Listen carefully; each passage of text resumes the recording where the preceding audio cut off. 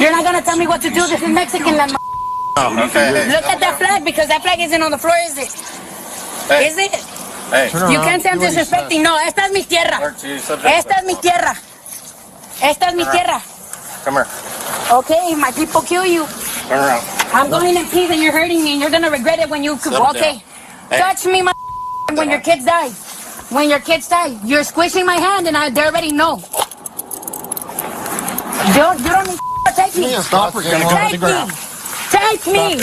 Take me. Take her down. Take me, my... She's on the ground. She's all right. We'll get her.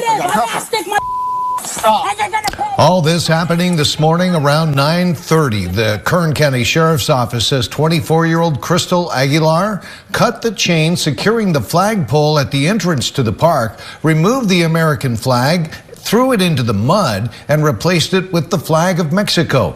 When park rangers attempted to detain Aguilar, she responded with a slew of threats. She was taken into custody and booked into jail on several charges, including threatening a peace officer, vandalism, and resisting arrest.